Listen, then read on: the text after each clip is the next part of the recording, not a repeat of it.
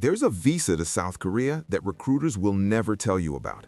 Not because it doesn't exist, but because if you knew about it, they lose control over you.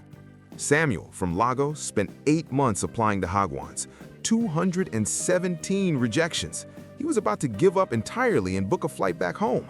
Little did he know, giving up on the teaching visa was the best mistake he could have ever made.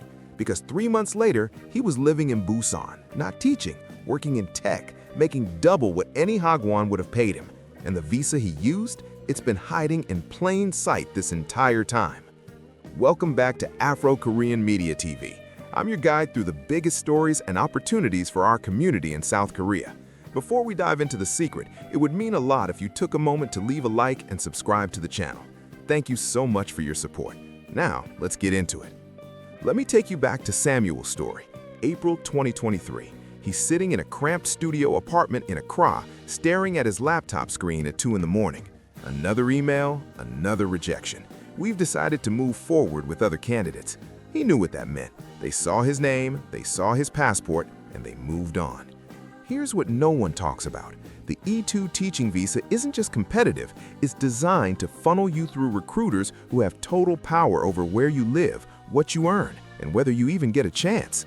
But here's the thing most Africans in Korea right now don't want you to know. There's a side door, and it's wide open.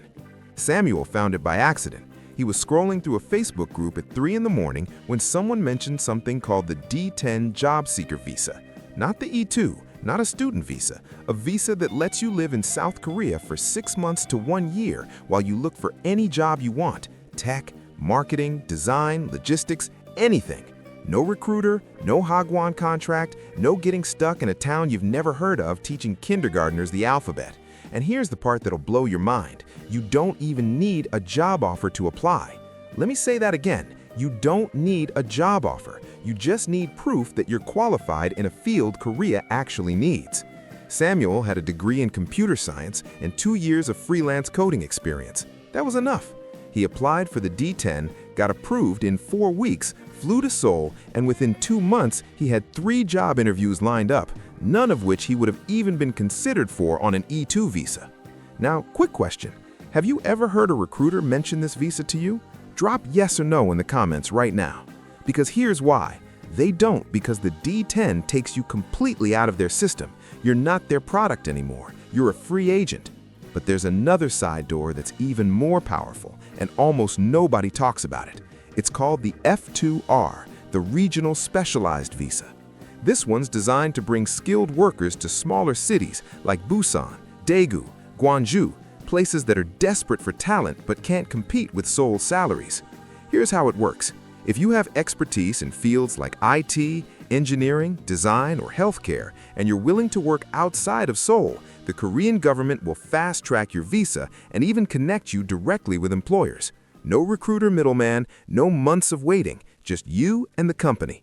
Samuel's friend Grace used exactly this visa. She's a graphic designer from Nairobi. She now works for a marketing agency in Daegu, lives in a beautiful apartment overlooking the mountains, and her company sponsored her visa in under 6 weeks. She told me something I'll never forget.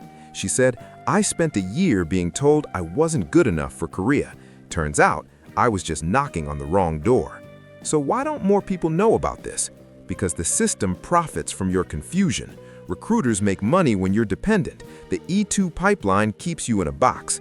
But the D-10 and the F2R, those put the power back in your hands. So here's my question for you, and I really want to know. If you could use one of these visas tomorrow and move to any city in South Korea, where would you go? Seoul? Busan? Jeju Island? Somewhere totally off the radar? Drop your answer in the comments right now. Be specific. Tell me the city and what you do there. Because here's the truth. The door is open. You just have to be brave enough to walk through it. I'll see you in the next one.